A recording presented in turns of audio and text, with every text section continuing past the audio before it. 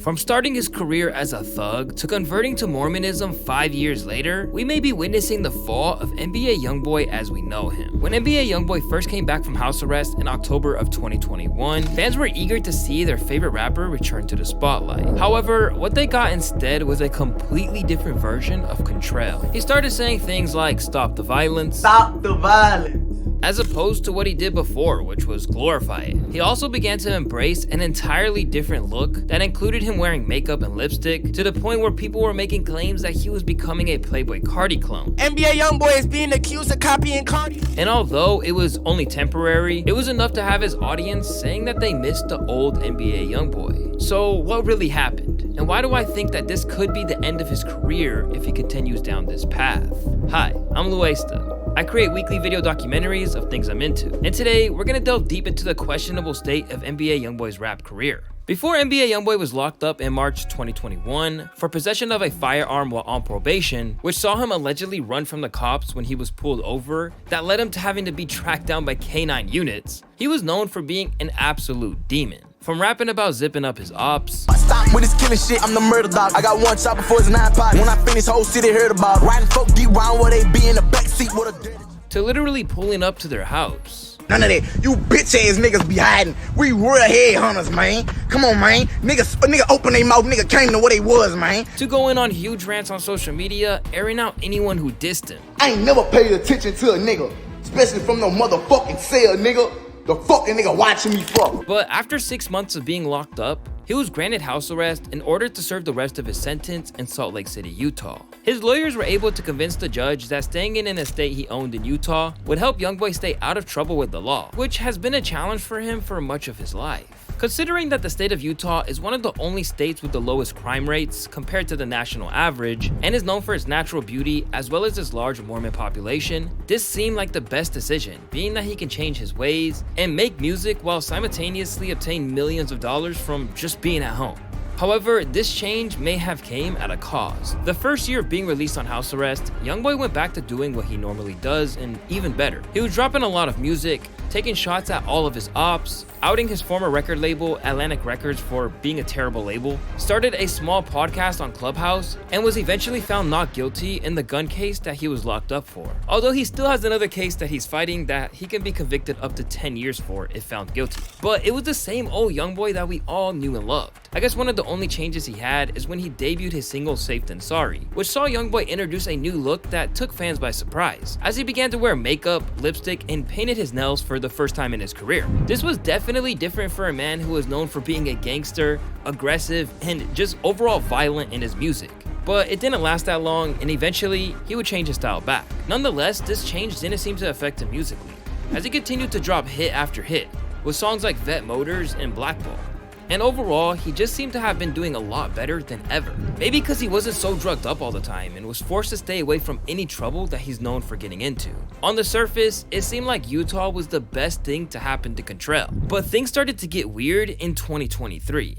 And it all started with the 2 interviews he did with Billboard and Rap Radar, where he gave his audience more of an insight about his experience of being under house arrest. For example, Youngboy stated in his interview with Billboard that being under house arrest in Utah was indeed the best thing to ever happen to him, and also stated that living in the state changed his perspective on life and music entirely. "Man, look at the shit I spoke about. Look at the shit I put in these people's ears. I actually am responsible for when it comes to my music." He also explained that he's tired of making music altogether. "I think I grew out of liking music, like the love for it. And that the only reason he does it now is to make money. I just want to be paid." But perhaps the biggest piece of news to arise from his recent interviews is the fact that he's now becoming a Mormon and is getting married. Now, this is big news for a guy like NBA Youngboy, who fathers 11 children with 8 different baby mamas. He stated in multiple interviews in the past how he's always struggled to find the one. Like, I never know who this girl like me for. I don't know if she like me for Contrell, she like me for Youngboy. She probably not like neither one of them characters. She probably like this shit. So I'm really fucked. Like, I probably never have a real girlfriend now. My mindset, I got trust issues. Fuck dating. Over with.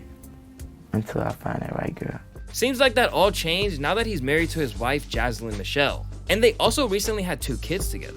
as for being Mormon, I can literally make an entire video on this one alone. But for those who don't know, Utah is widely known as a Mormon state. And for a rapper like Youngboy, transitioning to Mormonism is a significant change in both his personal life and public image. Mormonism is a religion that is not typically associated with the hip-hop genre, which often glorifies materialism, drugs, and violence. And Youngboy's catalog is a perfect example of that. He decided to become a Mormon after being visited by missionaries in Utah, who he credits for helping him through a dark period in time when he really needed it, saying, quote, "It was just cool to see someone with a different mindset that had nothing to do with business or money, just these wonderful souls." And this brings me to the last part of my video, where I want to explain how these changes in his life can actually pose a threat to his career. First, transitioning to a religion such as Mormonism that emphasizes clean living, family values, and abstaining from drugs and alcohol could potentially alienate his fans and change the perception of him as an artist. Now, I know this may sound weird at first, so let me explain. It's not really the religion itself, but more so the fact that he's now embarking on a religious journey, which is a complete 180 from what he was doing before. It's rare for rappers like Youngboy, who has had several run-ins with the law, to adopt a religion that places such a strong emphasis on following the law and avoiding criminal behavior.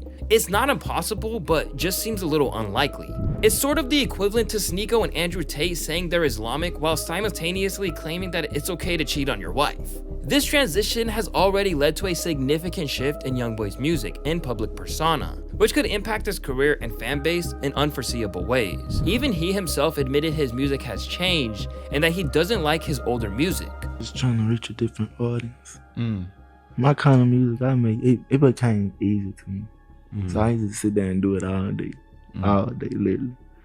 So I just wanted to try something new. And when he did drop similar music to what he did before, he titled the project "Don't Try This at Home," as if it was gonna make a difference. The best example of this situation was the time NLE Choppa tried to transition from a trap rapper to someone like Kendrick Lamar. For a small period of time from 2020 to 2021, NLE Choppa tried to do the same thing pretty much. He was saying all kinds of things, from quitting drugs, going vegan, claiming that he could use herbs to heal cancer and Justin Bieber's Ramsay Hunt syndrome, and so much more. And of course, these changes in his lifestyle spilled out into his music. And instead of making songs about his life in the streets and involvement in criminal activities, he resorted to making woke songs like Bryson and Dunn, which I honestly really liked. At one point, he claimed that he was done releasing songs pertaining to violence and that he was only focusing on positivity. These songs were received pretty well by Choppa's fans, but he would eventually claim that the label was trying to stop him from making this type of music and to go back to the music that he was used to making.